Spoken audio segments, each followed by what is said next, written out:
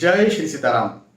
वर्ष 2024 का वार्षिक राशिफल देने जा रहा हूं और आज हम सिर्फ बात कर रहे हैं तुला राशि वालों के लिए। हाँ जी, यदि आपकी राशि तुला है तो सिर्फ और सिर्फ ये वीडियो आपके लिए है।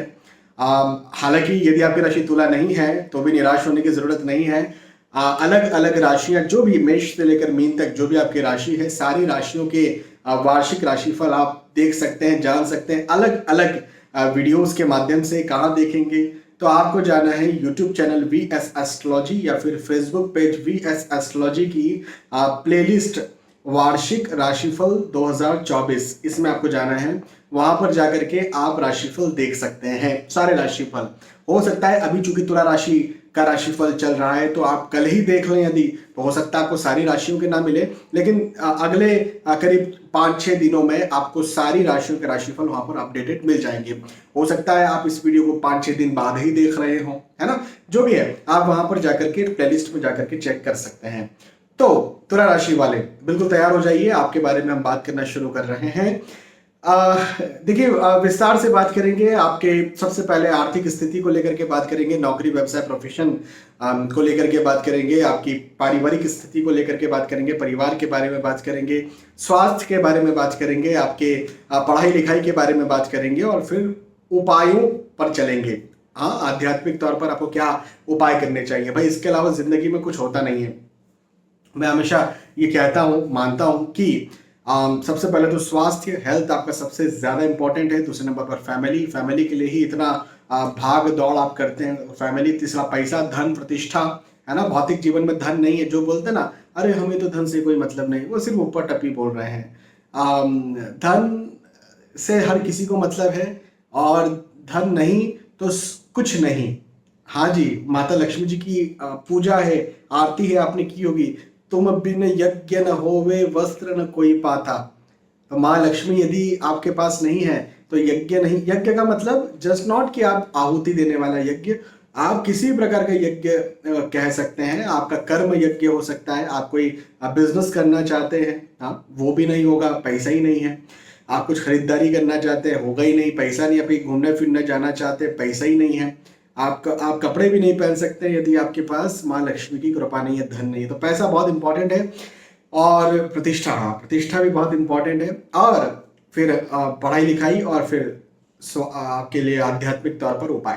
तो आध्यात्मिकता तो खैर अपने आप में अलग ही पूरा हो जाता है। भौतिकता एक अलग, भौतिक जीवन एक अलग होता है, आध्यात्मिक जीवन एक अलग होता है। लेकिन आध्यात्मिक जीवन अपने आप में बहुत ज्यादा इंपॉर्टेंट है। हम उसको तवज्जो नहीं देते हैं, लेकिन इंपॉर्टेंट बहुत है। चलिए आगे बढ़ते हैं और एक एक करके बात करते हैं। तुला राशि वालों के लिए सबसे पहले हम ये समझते हैं कि नौकरी व्यवसाय प्रोफेशन के बारे में ये वर्ष क्या कहता है। वर्ष 2024 में लाभ के योग तो हैं। देखिए, कारोबार, यदि आप कारोबार करते हैं, बिजनेस करते हैं, व्यवसाय करते हैं, नौकरी नहीं व्यवसाय करते हैं, तो यह वर्ष वृद्धि के अवसर प्रदान करेगा। हाँ जी, वृद्धि मिलेगी इस वर्ष। लेकिन खास तौर पर जनवरी, फरवरी, मार्च और अप्रैल तक का जो समय है, जनवरी से लेकर के अप्रैल तक का जो समय है, ये आपको टेंशन, तनाव दे सकता है। आपको मेंटली सोच विचार पर मजबूर करेगा, आपको मानसिक तौर पर परेशान कर सकता है, ज्यादा आपके काम में सोचने पर मजबूर कर सकता है। मैं ये करूं ना करूं, मैंने गलत तो नहीं कर दिया, गलत कर दिया तो हो सकता है कि थोड़ा सा गलत परिणाम भी देखने को मिले। हालांकि गलत परिणाम का मतलब ये नहीं है कि पूरा बिजनेस खराब हो जाएगा, मैं ऐसा नहीं कह रहा हूं। हो सकता है कि आपको कोई सीख मिले। जैसे आपके पास 100 रुपया है तो 100 रुपये में से जो है वो 1 रुपया गुम हो जाए, तो आपको सीख मिले कि नहीं नहीं, मैंने संभाल के नहीं रखा था, इसको अब मैं संभाल के रखूँ। 100 रुपये में से 50 रुपये गुम हो जाएगा, 100 रुपया गुम हो जाएगा, ऐसा मैं नहीं बोल रहा हूँ। मतलब बिजनेस यदि आपका है, पूरा बिजनेस खराब नहीं होगा, लेकिन मई से लेकर के अप्रैल तक का जो, जनवरी से लेकर अप्रैल तक का जो समय है, इसमें कुछ सीख मिल सकती है या तनाव की स्थिति भी पैदा हो सकती है। तो इस बात का ध्यान रखिए। यदि आप पार्टनरशिप में हैं, यदि आप कोई व्यवसाय में हैं जिसमें पार्टनर है आपके, तो उनसे मतभेद भी इस बीच में आपका होगा।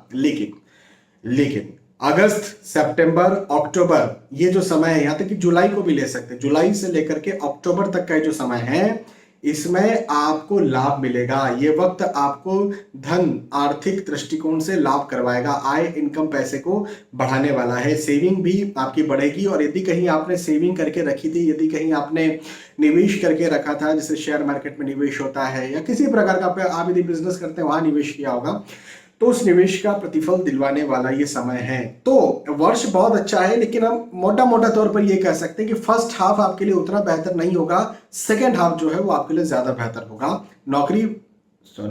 व्यवसाय प्रोफेशन को देखते हुए। वहीं पर यदि नौकरी की बात करें तो क्या, तो नौकरी करने वालों के लिए मार्च अप्रैल का समय तनावपूर्ण गुजरने वाला है।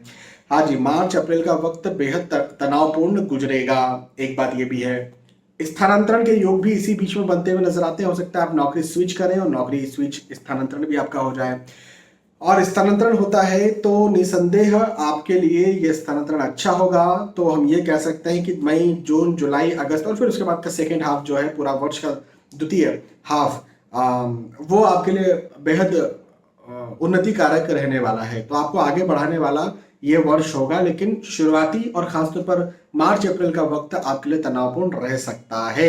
नौकरी भी लगना चाहते हैं तो जून, जुलाई, अगस्त ये पीरियड जो है आपकी नौकरी लगाने के पीरियड है ना। हो सकता है भाग दौड़ ज्यादा हो नौकरी लगने के लिए, कि हाँ अब होने ही वाली है, नौकरी लगने ही वाली है, तो मार्च अप्रैल में भाग दौड़ ज्यादा हो सकती है, टेंशन भी आ सकता है, तनाव भी आ सकता है, लेकिन नौकरी लगने के योग भी खासतौर पर मई में और स्पेशली जून में तो मुझे दिखते हैं। हाँ, तो अच्छा, इसी बीच में मार्च, अप्रैल और फरवरी भी ले सकते हैं। यहाँ पर पॉलिटिक्स हो सकती है आप यदि नौकरी करते हैं कॉर्पोरेट सेक्टर में, तो वहाँ पर पॉलिटिक्स हो, वहाँ पर आपको खींचा जाए, आपकी टांग खींची जाए जिसको बोलते हैं ना, उस तरह की स्थिति पैदा हो जाए, तो ये एक समस्या है, इसका आपको ध्यान रखना है। हर किसी पर विश्वास नहीं करना है। हाँ, लेकिन फिर भी कहते हैं ना, अंत भला तो सब भला, तो यह अंत नहीं, पूरा सेकेंड हाफ भला है। मतलब जून के जो बाद का पीरियड है, चाहे नौकरी, व्यवसाय, प्रोफेशन, किसी भी दृष्टिकोण से हम बात कर रहे हैं, ये अच्छा पीरियड है। अच्छा पीरियड है तो आपको धन, आय, इनकम, पैसे, प्रतिष्ठा दिलवाने वाला है। वहीं पर आर्थिक दृष्टिकोण से बात करें तो इसी बीच में मई में, जून में आपके घर परिवार में मतभेद भी पैदा हो सकता है। हाँ जी, मतभेद की स्थितियां बन सकती है, लेकिन इसी को मैं आर्थिक दृष्टिकोण से क्यों जोड़ रहा हूं, उसकी वजह यह है कि यदि कहीं आप पैतृक संपत्ति के इच्छुक हैं, पारिवारिक संपत्ति के इच्छुक हैं, तो मतभेद होगा मई, जून में, और फिर जुलाई, अगस्त, सितंबर, ये जो पीरियड है इसमें आपको पैतृक संपत्ति मिल जाए, ऐसे योग बनते हुए नजर आते हैं। लेकिन पैतृक संपत्ति की बात ना करें, सामान्यतः आपके घर परिवार की स्थिति की बात करें तो मई, जून में ध्यान रखना है, मतभेदों के, आर्गुमेंट्स के योग मुझे आपके यहाँ पर बनते हुए नजर आते हैं। तो आपको पारिवारिक अशांति का सामना इस बीच में करना पड़ेगा। हालांकि मांगलिक कार्य, मांगलिक प्रसंग भी होंगे। खास तौर पर मार्च अप्रैल में व्यय भार बढ़ेगा, पैसा खर्चा ज्यादा होगा, और नवंबर दिसंबर में भी ये व्यय भार बढ़ सकता है, पैसा ज्यादा खर्चा हो सकता है। मांगलिक कार्य, मांगलिक प्रसंगों की मैं बात कर रहा हूँ। दूसरी तरह से मैं इनकम की, आय की बात नहीं कर रहा हूँ, इनकम की बात नहीं कर रहा हूँ। मांगलिक कार्य, मांगलिक प्रसंग है तो खर्चे की मैं बात कर रहा हूँ, इस बात का आप ध्यान रखिए। हालांकि यदि आखिर का समय देखेंगे, अक्टूबर या रक्षाबंधन के बाद का सितंबर, अक्टूबर, नवंबर, दिसंबर, ये पीरियड आपके लिए पारिवारिक दृष्टिकोण से और ज्यादा मिलाने वाला होगा, और ज्यादा गेट टुगेदर करवाने वाला होगा, और ज्यादा पारिवारिक संबंधों को मजबूत करने वाला होगा, और ज्यादा सौहार्द देने वाला होगा। तो बहुत अच्छा ये पीरियड मुझे आपके लिए पारिवारिक दृष्टिकोण से बनता हुआ नजर आता है। हाँ, वो वाला जो वक्त मैंने आपको बताया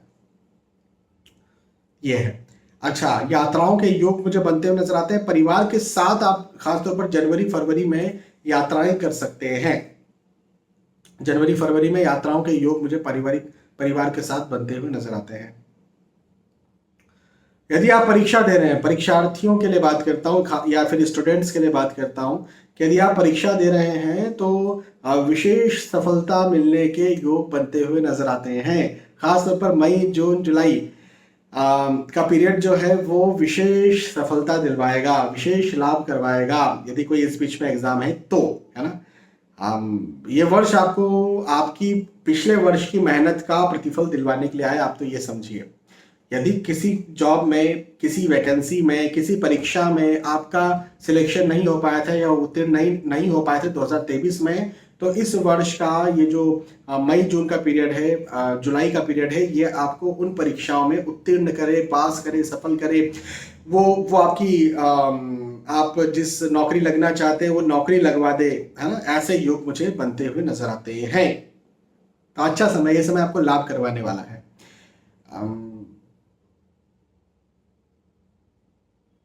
स्वास्थ्य के दृष्टिकोण से बात करेंगे तो देखिए, स्वास्थ्य में आपको ध्यान रखना है। बड़ी बीमारी यदि है तो देखिए, मैं तो सबको ही कहता हूं कि बड़ी बीमारी है तो अपना ध्यान रखना ही रखना, जैसे diabetes, thyroid, hypertension, blood pressure इत्यादि, तो ध्यान रखना ही रखना है।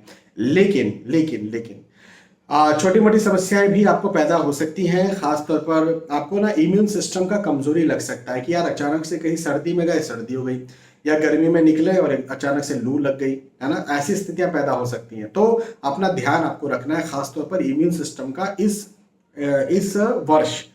हाँ, तो सर्दी में जा रहे हैं, जाना ही पड़ेगा, लेकिन थोड़ा जैसे चेहरे को कवर कर लिया, नाक को, कान को, मुंह को कवर कर लिया, गर्म कपड़े पहने।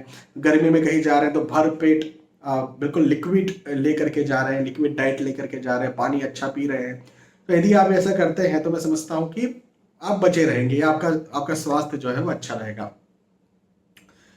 और यदि हम उपायों की बात करें, हाँ जी, फाइनली उपाय, क्या उपाय करें जिससे वर्ष 2024 अच्छा गुजरे। तो देखिए, माता लक्ष्मी जी के मंदिर आपको जाना ही चाहिए, खासतौर पर हर शुक्रवार की शाम में कंपलसरी जाना चाहिए। श्री सूक्त का पाठ जितना हो सके उतना करना चाहिए, लेकिन शुक्रवार को तो जरूर से करना ही चाहिए। कोई बच्ची है, कोई बिटिया है, कोई गरीब घर की भी बच्ची है, तो उसे वस्त्र या फिर वो चीजें जिससे बच्चियां सजती संवरती हैं, हाँ, जैसे बिंदी हो सकती है, गले के नेकलेस हो सकते हैं, है ना, चोटी वगैरह में बांधने के लिए क्लिप्स वगैरह, बहुत सारी चीजें होती हैं जिससे बच्चियां जो है, छोटी छोटी बच्चियां बड़ी खूबसूरत लगती हैं। तो ऐसी कोई चीज बच्चियों को देना, इवन कपड़े हो सकते हैं, फ्रॉक हो सकते हैं, लेकिन लड़कियों के कपड़े, हाँ, लड़कों के कपड़े नहीं। आपने जींस और टी शर्ट दे दिया किसी बच्ची को, ऐसा नहीं।